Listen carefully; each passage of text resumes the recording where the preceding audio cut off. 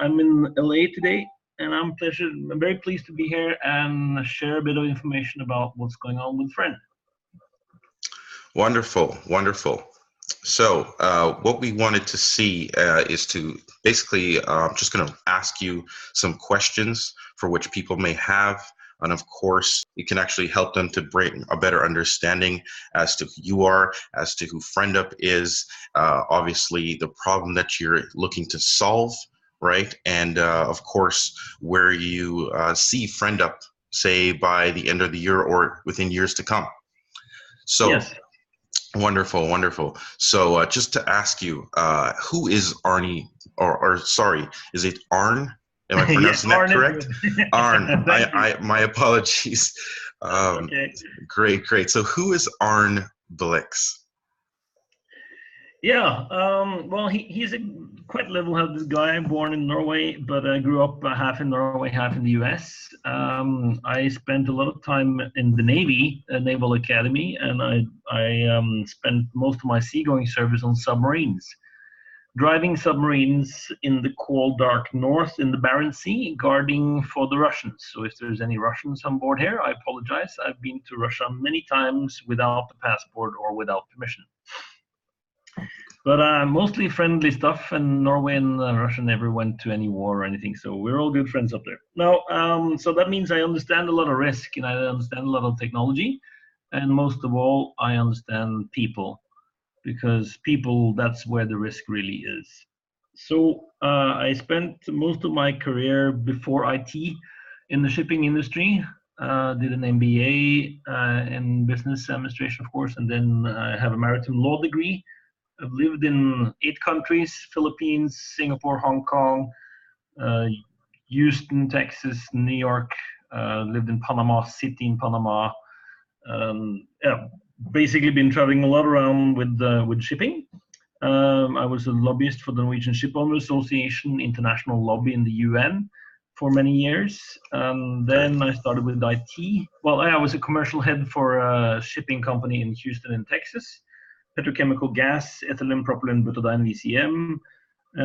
So very much a global mindset. And then I started with shipping and IT in 2001, sold that company very quick. And in 2002, we founded a company together, 3 other guys and me, in the financial technology sector within equity-based incentives. So anything to do with share-based payment, accounting, valuation, disclosure, reporting, under IFRS and US GAAP. Bootstrapped that for 13 years, sold it in 2015 to a major private equity, and never took any money from anyone, just produced great results and a great software as a service company.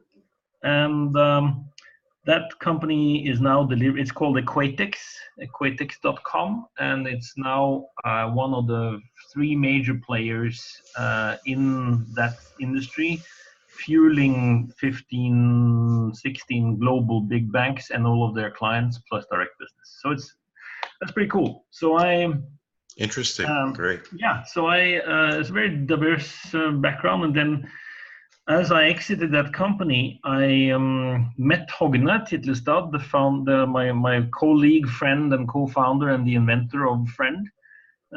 We were a very special divine luck, odd chance intersection that we met, because we are extremely different, but we agree on a lot of things when it comes to the most important parts in society today, which I will get back to. And we met in January 14, and I understood that he was brilliant, is brilliant, and at the same time he's both empathic and social.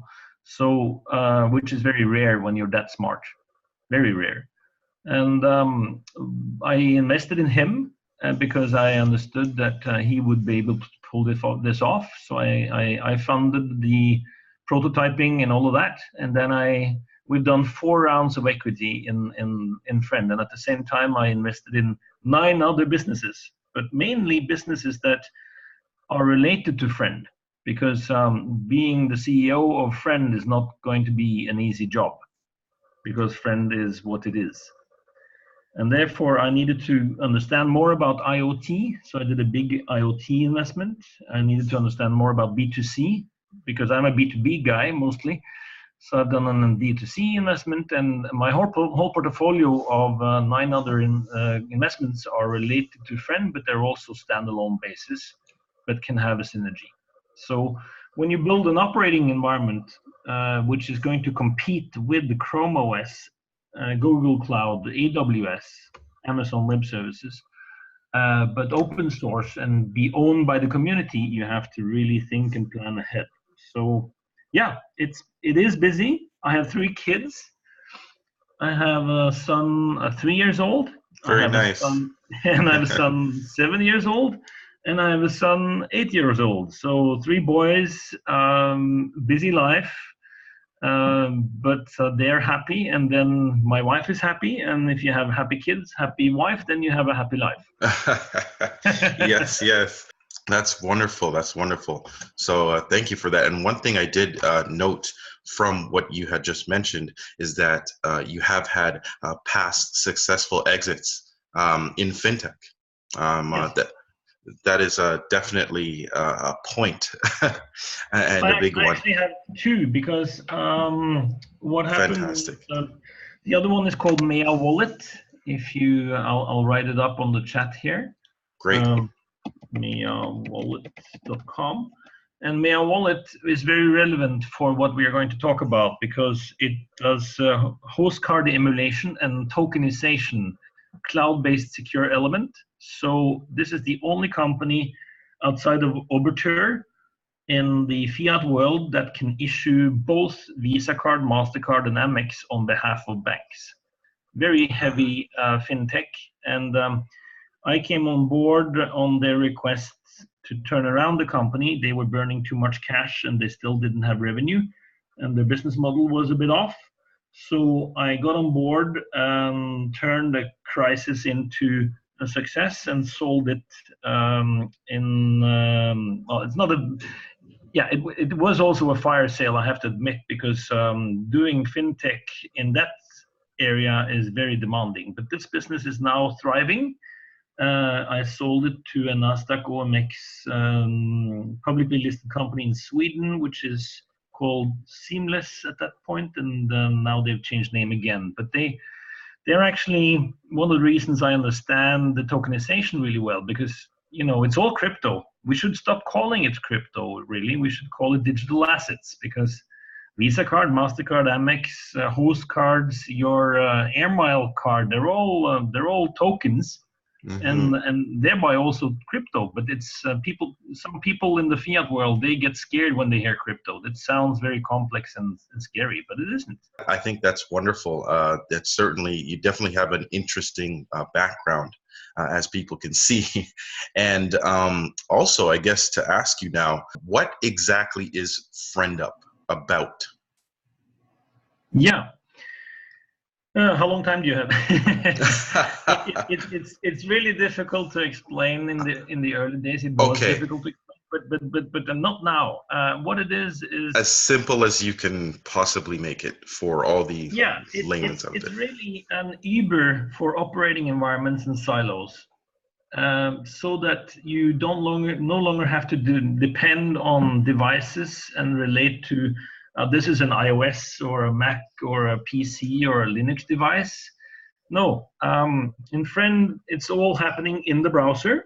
Of course, the developers can talk directly to the server on the command line interface and etc. But it's all about making your digital life easier. It's all about having one step up. So the Friend unifying platform is also FriendUP. And that means we actually have been able to create a super glue called Friend Core and a language called Dormant, which is more of a Esperanto for disk operating systems. Disk operating systems is what is below Windows, what is below Mac OS, iOS, Android, what is below Linux. And we are able to do peer-to-peer integration at that low level, and then get all the information up to a browser. And all the browsers, they start to look alike. Today, the browsers are almost about to become Java 2.0.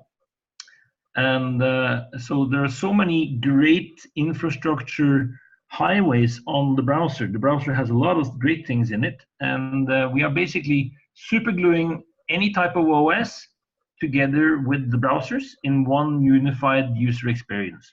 And when you do that, and you put that on the blockchain, you get your own virtual cloud computer with your own login, and that's where the 5 pillars of Friend come in, where you get your own identity, which is just yours, and you have integrity for it. You get privacy to make sure it's only your data, and Friend will never make money on your data. It's yours. It has to be yours. That's a democratic problem. It's an individualistic issue. It's about you and me and everyone else have your own data. You have to have that. We don't have that today. It's about integration, making integration more seamless and easy to do, both for developers and for end users.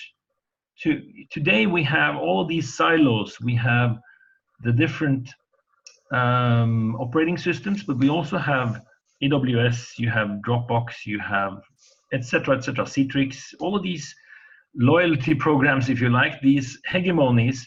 They induce a certain behavior, and they are really costing you and me and everyone else a lot of pain, a lot of money, and a lot of frustration, and we are going to take that all away. That sounds great. That sounds great. Yes, I've had reviewed also your white paper, so I find it quite interesting what you guys are seem to achieve. One thing that I had noted as well, I tended to look a little bit at your team. And I had seen there was a lot of different people involved in your project. You actually have been working on FriendUP for quite some time, if I'm not mistaken. If you can speak a little bit about that. I had seen some people from Silicon Valley in there as well. Oh yes. So the operating systems of today, down in the basement, under the OS, at disk operating system level, that's in the basic input-output system, BOS. So in the kernel area of the memory, down towards the iron on any device, things have not evolved since 1985. Evolution and change of disk operating system stopped in 1985. So we actually had to go back there and talk to those people who are very good at that. And that's really people from Atari, from Amiga, from Commodore, and from those days back in the 80s. And we actually have quite a few of these people on the team. So, of course, Hogne is my he is my right hand brain half, and we are sort of a symbiotic couple these days. Great. My job is basically to try to execute as the CEO and as the business guy in this half as good as he does his tech work. And if I do that with the rest of the team, we are going to be fantastic. The other people, I could talk about them in volume, but we have 4 senior people with excellent pedigree records from who are native in Silicon Valley: Colin Proudfoot, Leah Perlman, Annika Lee, and Paul Lassa. Paul Lassa was the lead designer for the Amiga 4000. He's been working with solid-state drives with SanDisk, and later on with flash drives with SanDisk. And he has, I don't know what, 30 patents to his name, or 25 Wow. or 30. So, he's a fantastic engineer. But we also have non-conform engineers. Francois Lionnet is from France originally. He's French, and he built, if anyone here on the call remember Amiga and Commodore, he built the IDE, the developer kits for games for Amiga and Commodore. They were called STOS Basic and Amos Basic. He made those languages, and basically those languages were the ones that Hogne, our founder, the inventor, learned to talk to the computer in when he was 6 in 1986. And Wow. yeah, and Francois, when he heard about the project, he couldn't stop himself, so he sold everything he owned and moved to Norway. So Oh, Norway is cold, so you really got to want to do it. David Pleasance. that's dedication. Yeah, David Pleasance and Colin Proudfoot, they ran Commodore UK, the business that was really successful. Commodore crashed, but it was not because of the technology. It was a business, poor business management of the company. But these two guys, they're on the board, so they're in their late 50s, early 60s. But their network and their long time series of knowing people, they're helping me a lot because it's really all about the people. So I have today we have around about 40 people in the project, some half of which are on payroll, more or less. This is the Fiat business I'm talking about now, and we have a Fiat product out there in the healthcare business. And then, of course, we have a lot of people who are trial outs, who are working as a consultant or as advisor or as whatever to show us that they're good enough. And they are, we probably have 10 people working almost full time for free to show and prove to us that they're good enough, and hope for them to get a job when the ICO is complete. So, and then we have, hundreds of beta testers and fans and followers. And I'm not sure you saw, but our Telegram group is exploding. We are, let me have a just look when I'm talking here now, 5,191 members, and it's climbing fast. Fantastic. So the word is coming out. So this is going to be a lot of fun, I can assure you. Yes. This sounds great. And I guess also now FriendUP is an ERC20 token. Yes, it's an ERC20 token, and that's part of the vision here is to create a marketplace and a network. So the Friend network will be ERC. It will be a token exchange for the Friend network, where people can download the Friend core and run Friend course, so they will run part of the network and earn tokens to share resources. And we will then, we are in the business today of integrating with Golem, that's decentralized CPU. Yes, Golem, familiar. Filecoin, decentralized storage, and with Fluence, decentralized database. And what we're doing is we're doing all the low-level hard stuff, the difficult stuff, and integrate all of these infrastructures in a seamless Friend network with the Friend core. And then we integrate their tokens with our tokens so that you can have a seamless user experience. And that's when it's important to have an ERC20 token so they can talk to each other. Yes.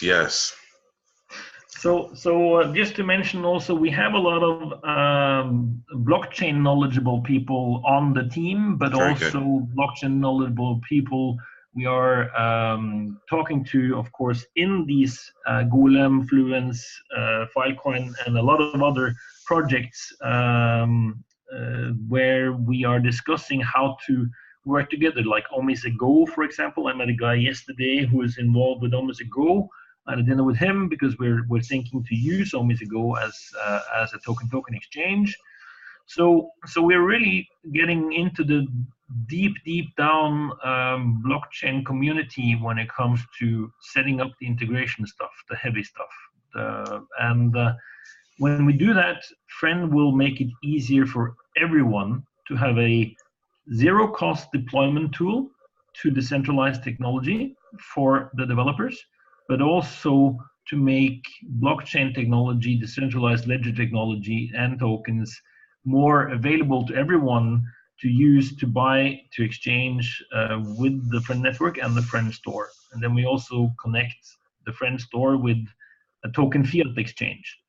So that's where, for example, Mea Wallet, the company that I explained earlier, which I know really well, and I'm completely neutral with that. I'm out of the company, so there's no there are no special friends. We're all agnostic here, but I'm making the best choices to get the best type of suppliers to make sure we can get a marketplace and a network that can accept all sorts of technologies and all sorts of currencies in the same place. And that will actually become some sort of a AWS, Amazon Web Services on steroids, if you like, for decentralized and centralized in the same user experience through the browser.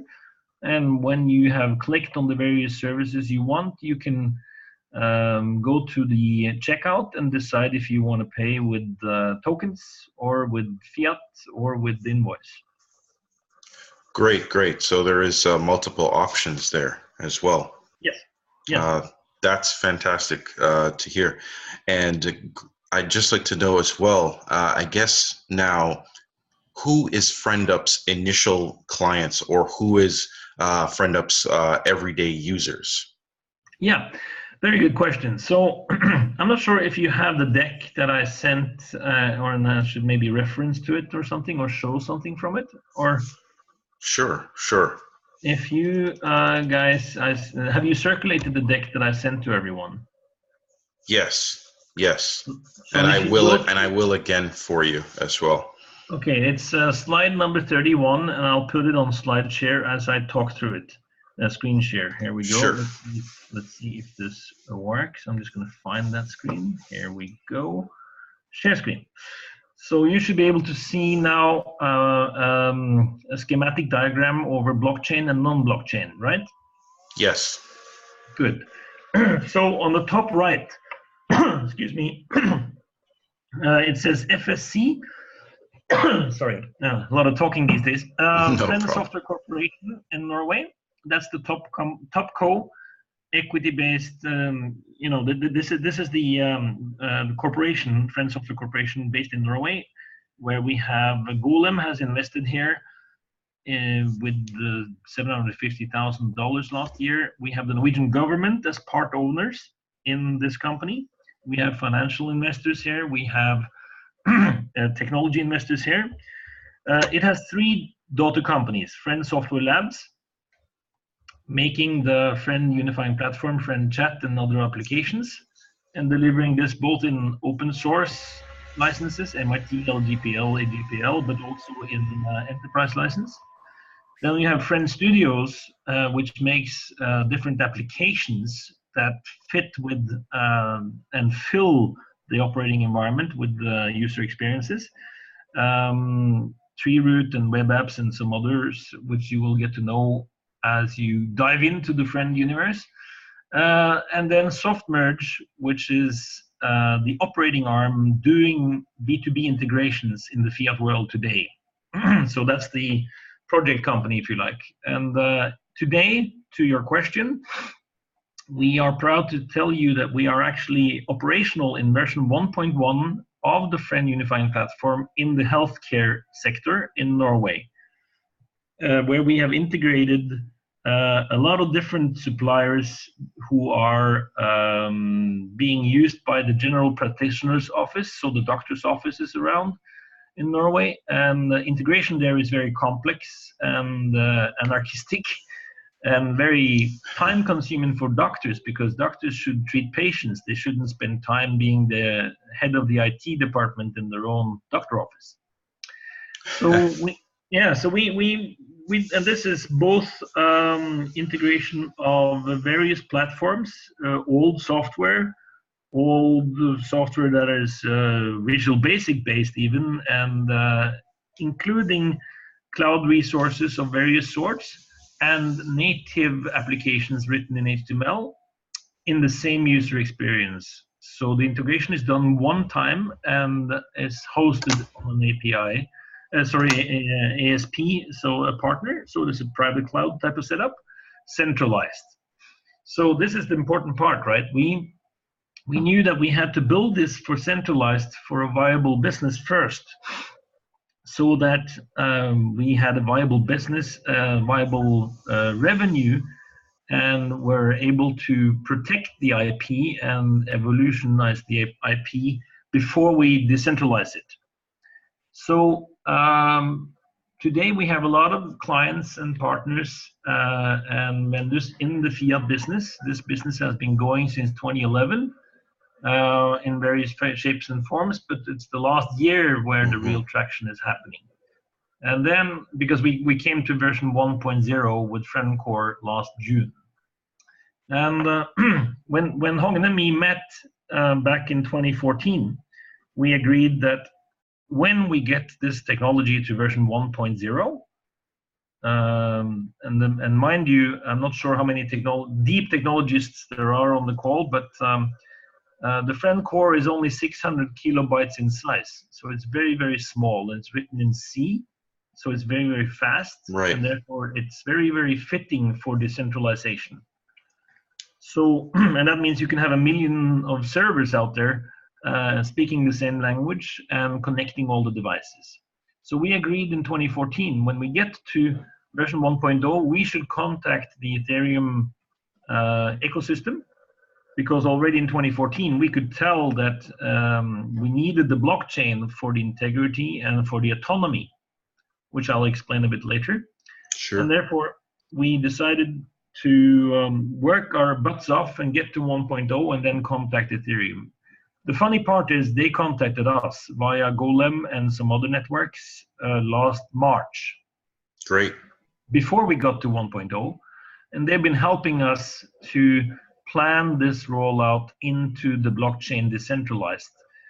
Because of course, one of the most important parts when you decentralize something is that you exponentially increase the attack surface from a security standpoint. So you got to work with the best people you can on security. Therefore, we work with Fluence, with Golem, with Filecoin, and the others, because we need all the help we can get to be as good as we can. So that's the right-hand side of this slide is all about the conventional business. And then we set up the Friend Network AS as a Norwegian subsidiary. With banks and brokers and legal accounting and auditors and all of that. And we're working with Ernst & Young, EY. I'm proud to tell all of you that we are the only project that I am aware of that EY works with a full-blown big ICO in the Western world. And the good thing for all of you, if you're considering to contribute to this quest by participating in our ICO, is that Norway is extremely transparent. In Norway, any company has to disclose more information than any public company has to disclose in the UK or the US.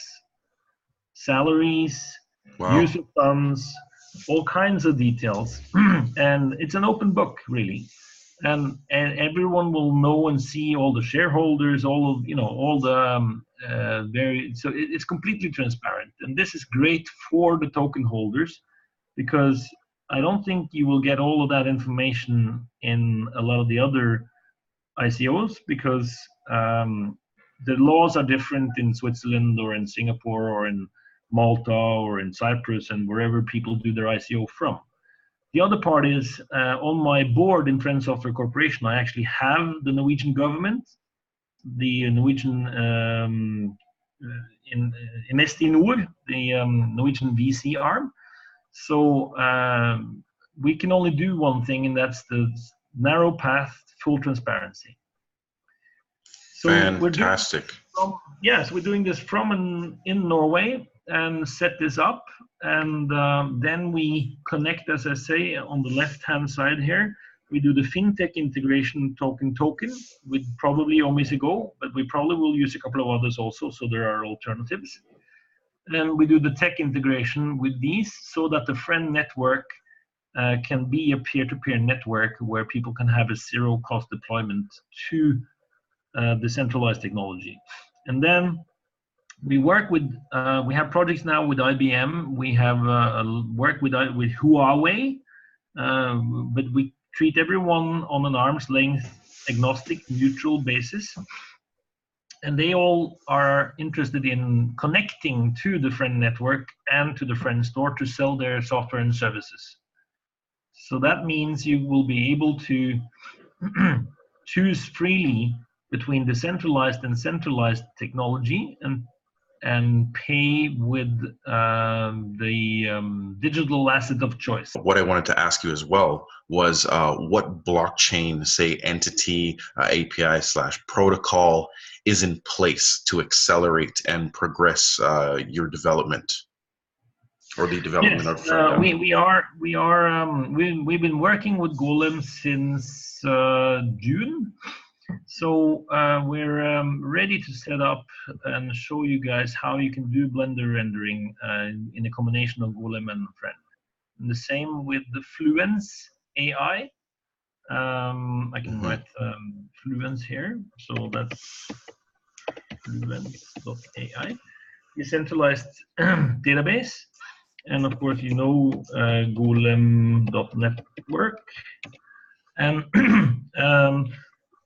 so, and we are with Swarm, we have dialogues with a lot of these companies, with Streamer, we have dialogues going on how we're going to do this setup with Filecoin, with IPDB, International Interplanetary Database, and the Big Chain DB. So the intention here is to put, if we go back to share screen and we do this again, the intention here is to put the least amount of information possible in the Ethereum blockchain, and that will be your wallet and your user account, because of course it costs gas to put data in the Ethereum blockchain. So the intention is therefore the user profile, your identity, is what is moving and changing the least, if you like. You are you, and you're going to stay you for the foreseeable future. So that means we use the Ethereum as a vault to lock your virtual cloud computer so that you control your data and own your data, and then the rest can be off-chain linked. Then therefore you get the scalability that everyone is so much afraid of. So this is about the logic that we put the Friend Network token accounting machinery in, which we will probably use Fluence AI database for. So of course all of this is apart from the Fluence and the Golem, most of this is still in the planning stage, because we need the resources, we need the ICO to fund this work, because there's a lot of heavy tech, there's a lot of hours, a lot of travel to meet people, and there's a lot of legal stuff to figure out here. Right, of course. I wanted to ask you as well, are you familiar with the Brave browser?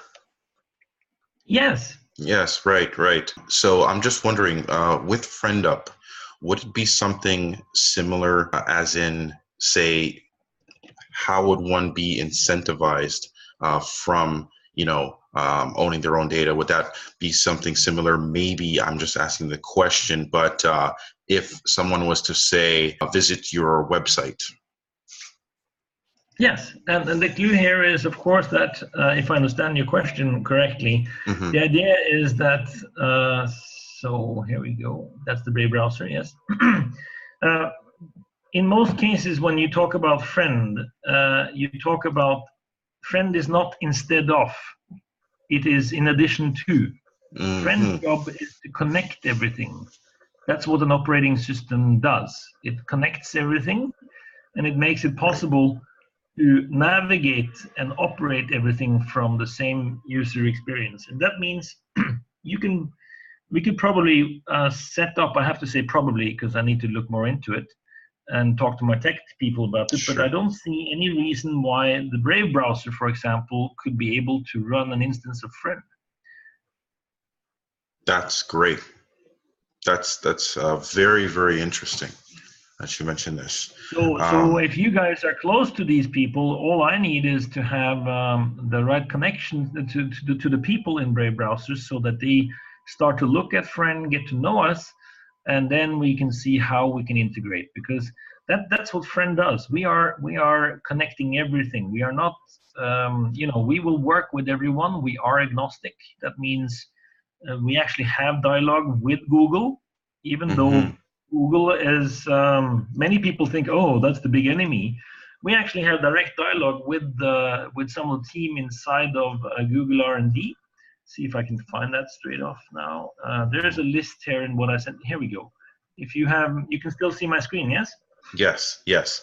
So some companies, if you see here Google, we are working with Google Chrome OS and browser, Android Fuchsia, because in the future, Fuchsia is going to be the new, the next step after Android. And we, in our strategy, are of course not just agnostic, but we have to be able to think about the ultimate digital ecosystem platform. And this is where Google's biggest problem is that they are Google. Apple's biggest problem is that they are Apple, because they are not so open. If you see what Microsoft is doing these days, they are actually becoming more friendly. They're more open. They now have a Linux kernel interface, and there's a lot of other great things happening around Microsoft. So for us, coexistence and the ability to partner is what we believe is one of the key success factors for Friend. That's also one of the reasons we called it Friend.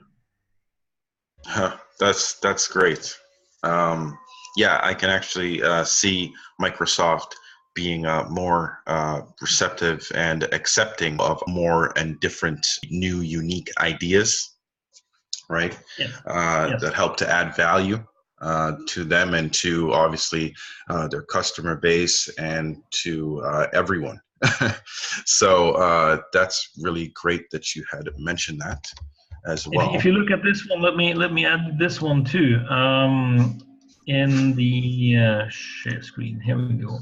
So this is as of May 2017, and it's much more dynamic than this. It changes all the time. But if you look closely after this call at this, and there will be something of it which is slightly incorrect, because some of the all of well, apart from Linux, Windows, Mac OS, iOS, and not so much Android, it's more or less standing still, even though there are 5 different versions.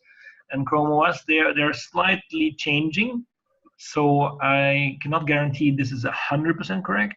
But the funny part is we monitor all of these, and you see how much gray and no there is on this slide. And this is because all of these operating environments are built with a paradigm that is a box, one device, one thing. None of these OSs were built to hover above and float in what paradigm which we call liquid software. Because if you look at, I'm going to jump down now to the list here with Huawei. On this slide, you will see Huawei, and we are working to replace Citrix there, but we are also working on enhancing and replacing Android on their handheld devices. That's pretty big. So we have direct dialogue with their architect team, and this is the former Symbian team from Nokia that was acquired by Microsoft and then sold to Huawei. They are based in Finland. They're very good, level-headed guys, and we have a lot of dialogue with them. So they work with us under MIT license basis, so we are sure we don't get tainted one way or the other. And we have also declined to take equity from them because we can't do that. But the last sentence here is important. Deployment of liquid software over edge networks, peer-to-peer distributed 5G. 5G is, because of the size of data that you need to process for AI, for VR, for AR, augmented reality, and for what people now call mixed reality, or even X reality, XR. In order to do that, you need to get the data closer to you,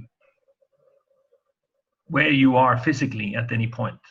So when I traveled now to Los Angeles from Norway, if this was 3 years ahead, if this was in 2021 or 2022, or maybe earlier, some of the data and some of my applications would physically migrate to geographic location to be cached closer to where I am. Because the physics here creates a problem when it comes to processing large number of data when you are traveling and when you are moving around. And you can't do all of that on your mobile device. So it has to be done physically close to where you are, but not on your device. So this is what we call a liquid software paradigm, where the data and the applications can float on the net, and therefore what we are building is a macro computer, your virtual cloud computer, that lives on the internet, that is yours, your data, your privacy, you decide. And this is where we get to the 5 pillars. This is the specification for Friend, really. The 5 pillars instead of the silos. And when I talk about the silos, I mean the different silos represented by the different operating systems. They slow us down. So we are the first operating system actually built for the liquid software paradigm, for this today's cloud, for virtual cloud, for open source, and making sure that you own your data and you get the empowerment, you get the privacy, and you can integrate and innovate, because a lot of time is spent today for developers doing mundane integration tasks over and over and over again. Sorry if this is very technical. I apologize. When you give me some coffee and someone to listen, I just start talking. I'm sorry. No, that's quite all right. You know what? This is great. This is what everyone has been actually looking for. Just more in-depth look, of course, at FriendUP, what it is, how beneficial it actually is, and of course, all of the different use cases and value which it will bring to the whole ecosystem, so to speak. So this is truly, I believe, something special. I love the fact that you guys have been working on this for quite some time, and actually executing and implementing the idea. And what I want to ask you as well, I guess, just to have some sort of a general idea, what are your existing, or what do your existing users look like at the moment? Yes. Say, right. So at the moment, we have small and medium businesses in the healthcare sector, as I talked about. We have a lot of POCs and a lot of the so-and-so in the fiat business. We have a ton of beta users and beta testers. There are about 3,000 of them at the moment. And we have tons of different decentralized projects testing this out now to discuss how to work this. So now what I'm showing you, can you see my screen? Yes. So I'm in a browser, right? So I'm actually now in my own Friend cloud computer on our intranet. I see. And this is based in this instance is in AWS, Amazon Web Services in Frankfurt. So right now we're looking at something which is projected onto my browser, and then I'm sharing the screen with you. But it's actually hosted in Frankfurt. And what I can do now from Frankfurt, I load. This is a game. It's a 3D game that I just loaded, and the speeds from Frankfurt to here is not that great, but look at the responsiveness. I'm not sure how this shows on the screen share with you guys. If what are you seeing? Are you seeing this ball rolling? Yes, I am. I've seen the ball And this rolling. is actually remotely operated in Friend from Los Angeles, where I'm at, and the data are in Frankfurt. So I'm doing all of this inside of the browser, right? If I do F11, now it looks like it's just a desktop, right? So you see here, this is a full-fledged, it's actually working, operating as we speak. Now what I'm gonna do is I'm firing up what we call Liberator. So maybe some of you have downloaded the demo. This is the Liberator suite where I can actually launch different type of applications from wherever they are. Mm-hmm. So this Excel and the Office instance that I'm launching now is based in Stavanger.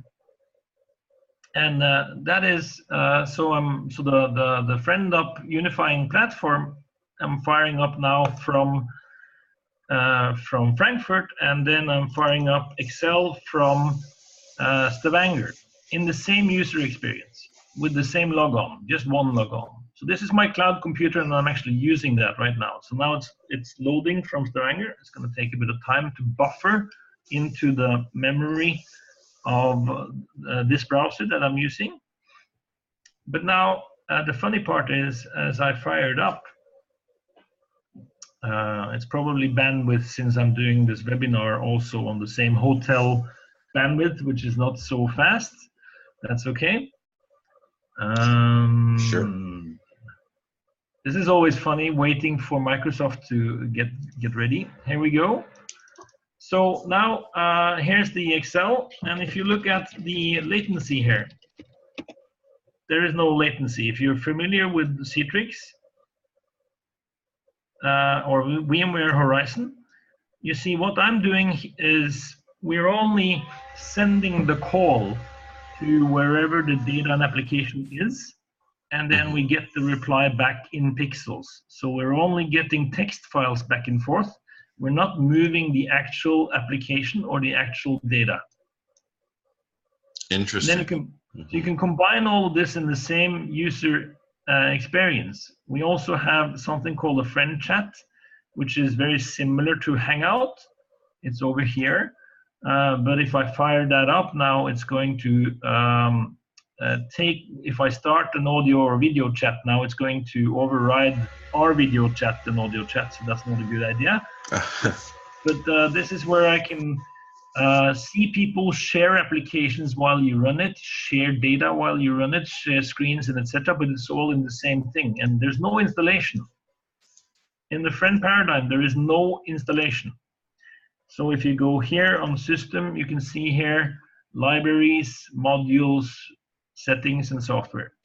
So what I'm going to do now is I'm going to go back, and I'm going to just talk a bit. Do you want me to talk about architecture, or is that going to be too complex? No, you can certainly speak a little bit about architecture. Yeah, and also the time. You have to tell me on the time-wise how much time we have, and you know, I don't want to. Again, if you get me started, you're in trouble. That's no problem. That's no problem. We're still good for time. Okay, so the friend core. Can you see the mouse when I move it, or is that? Yes, I can. Okay, good. So the friend core here is where the magic happens. This is the co-kernel, 600 kilobytes in size, super fast. It handles 7,000 requests per second at the moment. But it's very hard to compare without this, because we do so much more than just what Apache Tomcat or what Nginx or what IIS is doing. But here we go. Fast libraries in C, scripted services and scripted modules. This is where the user admin and resource admin is happening. So we write the APIs down low at this level. We use WebSockets or HTTP, but we can use any protocol you like. And that means we can directly either inject the frame core into embedded with IoT if there is space. And since it's only 600 kilobytes in size, that's possible. But if there's no space and it's only read-only, you can also drive it headless to the friend core. And then the other component is the logic we have built inside of the browser. So that means today, which I just showed you, in the browser, you can combine IoT devices, you can combine all sorts of legacy. That means Fortran, COBOL, Visual Basics, whatever, and get it directly into the workspace. So that means all of the legacy and whatever digital you can get up to the workspace, combine it with any cloud application and service, and you can also build natively web applications in that same browser. So we are firm believers that apps like Android apps and iOS apps, they're just an interlude. The future is going to be web apps, and resources are going to be everywhere, and all you need is to have friend to connect it all. So the world computer, the whole internet becomes your world computer and yours only, because you have your access, I have my access. We have to own our own data. So the important part here, which I'm going to go back to, let me get closer to summing up, is that we see an ecosystem. I drew this slide in 2014, 2015. So we are doing the enterprise integration today in all ways and forms, replacing Citrix, replacing VMware Horizon, etc. White label apps, first-party apps, mobile enterprise, etc., etc. And we connect that to the friend store and the friend network.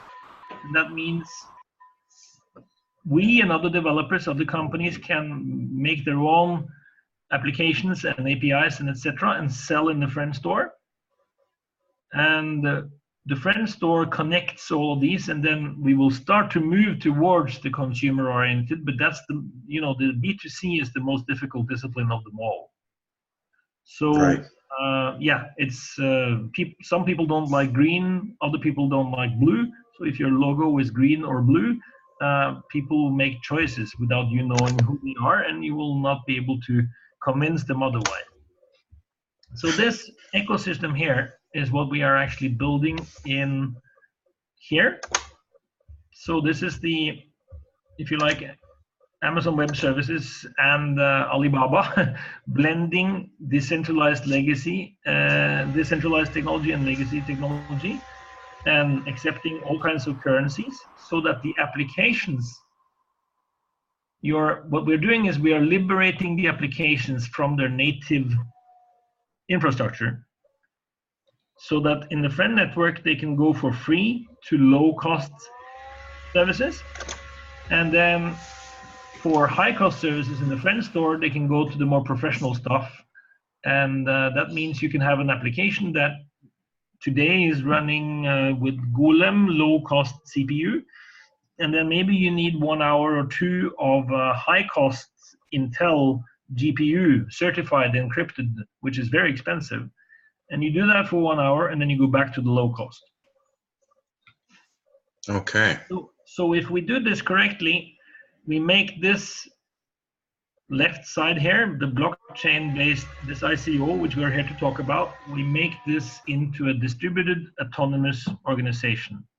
If you read the white paper under governance, it's towards the middle end before the budgets, you will be able to read that we have clear intentions and plans to improve and increase the token utility, so that it's not just consensus. It's about actually being able to upgrade the smart contract, to have the smart contract evolve, to give eventually full autonomous control of all of the friend network and all of the friend store ecosystem to be owned and controlled by the users, by the token holders. That's interesting.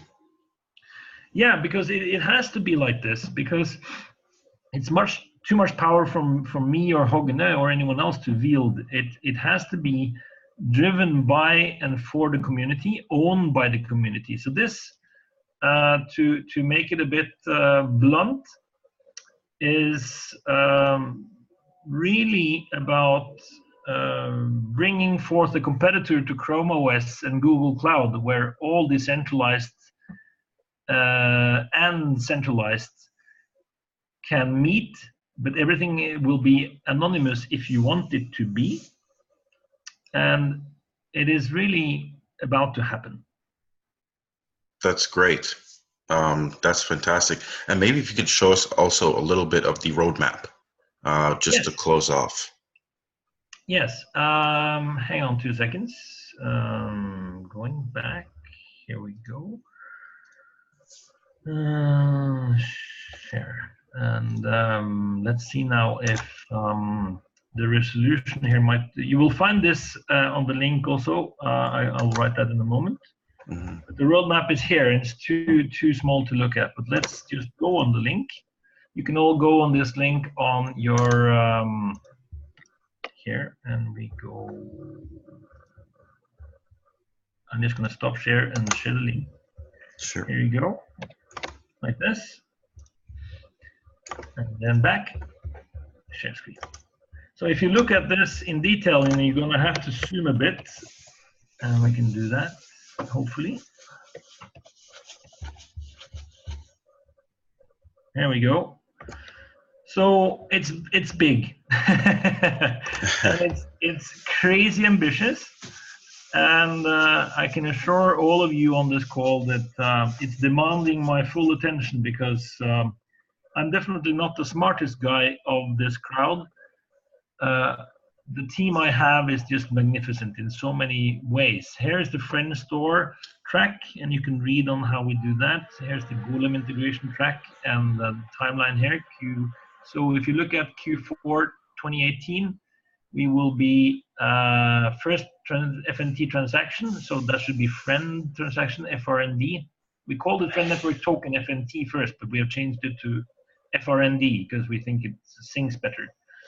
And so you can see all of the, and this is recently updated, and it's out there, as you see, for everyone to see. And with my tech team, again, back to their proficiency. For me, it's like driving a boat which has a bit too many horsepowers. Mm-hmm. We have a lot of IQ on my team, so to get all of them to walk in the same direction is not always easy, but they all agree to the 5 pillars. They all agree to the 5 pillars. They all agree to the vision, to the mission, to the quest that we are on. And I know every single one of my team well. I'm hugging them. I mean, really hugging them physically every time I meet every one of them. This is metaphysical. You have to, the risk is the people. You have to get really close to the people when you are in battle. And this is a bit of a friendly but still battle. It's a war. Yeah, it is. And it's very serious. And this is about the 5 pillars, and it's about you and me and everyone. And just think about, let me give you a little final thought here. We are also working with AI. And right. When today you and me and everyone, we are using a lot of bots, and they are discrete AIs, if you like. They are just a lot of small helpers. A general AI is actually a whole network of small discrete AIs working in concert. Would you agree? Yes. And if that is the case, that means we are already, as human beings, starting slowly to merge with technology. Mm-hmm. And that means part of you is digital today. Mm-hmm. And the problem is, the more and more of you becoming digital, the more and more dependent you are that those data, the digital part of you, has integrity, and it's only you. Will you store you, or your digital part of you, will you store that on one of the big 5 silos? Mm-hmm. That's scary, isn't it? Mm-hmm. You have to remember that it's if you look at October 13, the head of security for Google left Google in October 13 and started working for NSA. Now, I am not paranoid. My job is to be as objective as I can. A lot of people in this space are a bit paranoid, and they might have some good reasons for being a bit paranoid. If you're not paranoid, that doesn't mean you're not followed, right? Right. so this is really a quest and a battle to take back control over our own lives and over our own future by being users, not consumers. It's scary. It's really scary. If you dive into this, you know, I come from submarines, right? Yes. So I know a thing or two about clandestine and also about encrypted communication. And we are, of course, having a friendly dialogue with the various authorities out there in the world, being for economic crime or being for intelligence services, etc. They find Friend very interesting. Mm-hmm. And we are, of course, very careful with this. And the 5 pillars are always the ones guiding us. Not everyone likes this, but if you take off your work hat and just think about yourself and your own life, that's where it really starts.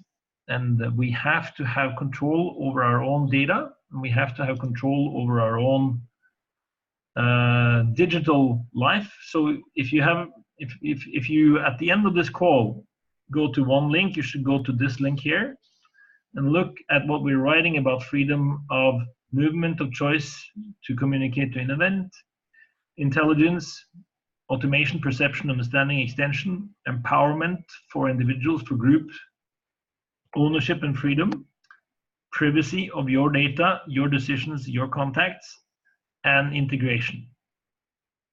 And that's what this is really about. That's the quest, and those are the users. That's you and me and everyone who care about their own digital life, who don't think necessarily that consumerism is a good thing. We have to enable people to make their own qualified decisions in this world. That's where Friend is going to help. That's great. That's fantastic. And everyone, I would advise you, if you would like to check up and look at more about FriendUP, you can actually go to the website. So that's friendup.cloud. You can actually pop it up inside of our Telegram group as well, which is t.me/ICOVISIONS. You can speak with Arne directly. Also, you have your Telegram group, which they can go to for FriendUP. And can they also, I guess, use the demo? Is there a working demo right now on the website? It's both in GitHub and on our webpage. You can sign up for our demo, and you can use a lot of this without registering, or if you register, you get a more richer experience. And our tech team is always interested in talking to anything from integration projects on the COBOL, Fortran, whatever front, but also to talk to companies who are developing web applications, so HTML focused companies who are interested in being early adopters and starting to use the FriendUP platform early. Because I can assure you, the roadmap we are showing, we are doing a lot more. And this team of mine, they are unstoppable. So you know what? I had to mention something as well. When I was looking at your team, I think your team is phenomenal, by the way. Yes. I looked thoroughly because obviously team is, if not the most important, one of the most important, certainly, things, you know, and factors, key factors that will happen to drive and execute any project for that matter, right? Any business, any foundation. So I think you have a wonderful team. I think you are certainly the person to be leading this team to Thank you. I hope you're greatness. right. Yes, yes, and I really like your platform, the idea that your 5 pillars, your morals, the integrity, looking to basically take back and control and own your own data, um, or your digital self, as we call it. So, thanks definitely for joining us today, and everyone who was attending or was in attendance of this actual webinar, Q&A, AMA, if you'd like to mention or call it. And there you are, Arne. Everyone can see you. Yeah, just at the end here, I'm in a hotel room in Los Angeles. So I just wanted to, at the end here, say, I'll make sure you can see me. So there's enough light here. Can you see me okay? Yes. Yeah. So I wanted to say, we are, our pre-sale is max cap for the pre-sale is 3,334 Ether.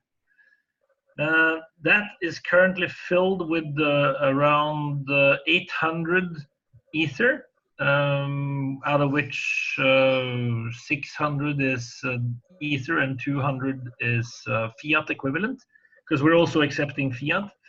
So we're about 23% filled. We have in our KYC completed roster, we have overbooked the pre-sale 4 times. And they're sitting there on the fence, waiting for bigger contributors to jump in. That's why I'm here in LA to meet a lot of the big crypto whales. I have 4 different events coming up over the next 3 days.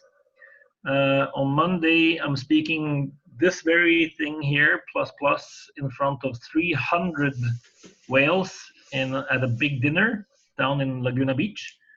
So I'm pretty confident we will be able to fill this up fairly quickly. But it's, for me, important to get as many of the fans, followers, people who are genuinely interested in the project and the technology and the vision and the 5 pillars, to get them on board first before the pure financial speculators come in. I know a lot of the VCs here, so I'm meeting some of them. They want to come in and dip their toes, and they find me and Friend and the fact that we work from Norway are transparent and have the Norwegian governmental VC on board. They find that very comforting. Therefore, when we spoke, JM, and we have a very good mutual friend in Alex, and what I like about the fact that the blockchain community is starting to look like the technology. It's nodes of trust. You go from one person you trust to the next person you trust, and you have your followers and this community here that you're still on listening. Thank you, Brian, Ruben, James, Samuel, Adrian, and let's see if I can find the other names here. Yeah, and thank you for Coral. Thank you for being here. What I'm trying to say is, if you are interested in filling this and getting me better cards on my hand when I sit down with the whales, the big ones, the more I have filled in the pre-sale, the better deal I can get, i.e. the less bonus tokens I have to give away. So if you can help me with that, get together within the next 24 or 48 hours and see what you can round up of contributions. I am definitely going to offer you a best possible deal. I don't think the pre-sale risk is very high because this is definitely happening. Look at our Telegram group, it's soaring. So JM, we talked about this earlier, and do you want to talk about the actual terms of offer now, or do you want to see how the interest is first? Sure. What we can see to do, yeah, just to mention, I guess, for anyone out there, right? Basically, what it would, or what we could possibly expect, right? Just in terms of, say, having, I guess, some kind of a deal. I know that there was something mentioned on your website, right? On FriendUP.cloud. That's right. So it's if we go back to, I'll share the screen here, 2 seconds. If I go back on, here we go. And this is at the end of the presentation also. Here we go. The pre-sale is 20% tokens bonus on top of what you do, and the 1 Ether equals 24,000 friend tokens in the pre-sale. No problem, and thank you for that. So anyone who happens actually to be not only viewing this video, but after viewing this video and happens to be inside of our community on Telegram. And once again, for every listener and every viewer, that is t.me/ICOVisions with an S. We will actually leave that link in the description below of this recorded video. For everyone viewing who's inside of our Telegram group, we will send out basically a commitment form.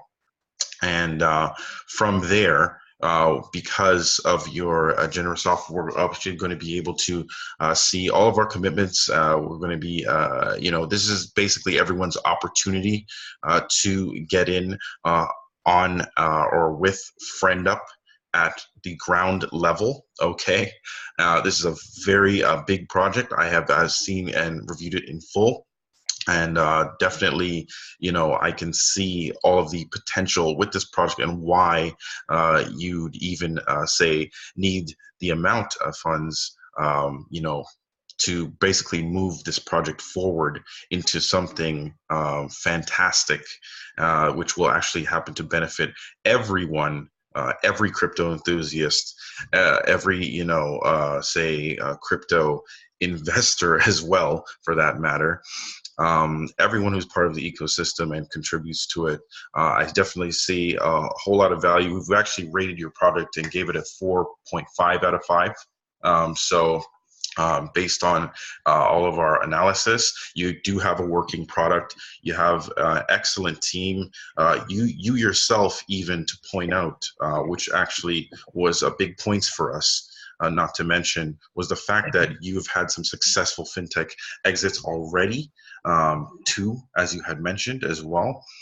And, you understand building a real business, right?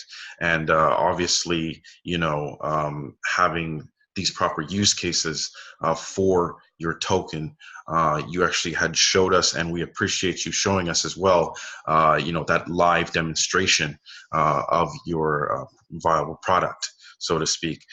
So thank you once again. This is Arne Blix, the CEO and founder of FriendUP.cloud.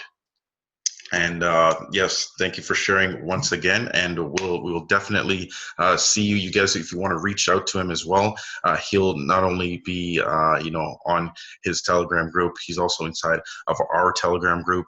You can find him there, and we'll be constantly speaking and in touch. And thank you once again. Thank you so much, all of you, for your time and for listening. If you have questions, whatever, you are more than welcome to ping me directly. And thank you, James, for hosting this and doing it. Much appreciated. Fantastic, fantastic. So everyone, this was Arne Blix. What you can happen to do is go inside of our Telegram group. And inside there, you will find actually commitment and contribution forms if you'd like to participate in the FriendUP pre-sale, which is, by the way, very exciting, as we can all see. So thank you once again, and look forward to taking a FriendUP to the next level with you. Absolutely, and if you guys want to come back and we can do this again with a Q&A session, you know, I'm available. My job is to do. I'm all in. What I'm doing with with Arne, with all of my great friends in the company. I am trying to write my masterpiece on this one. Great closing. Thanks again, Arne. And yes, we will certainly keep the conversation going. And, thank you, guys. All the best from LA, and speak to you soon. This was excellent. Thank you. Take care. Bye-bye. Okay, bye-bye.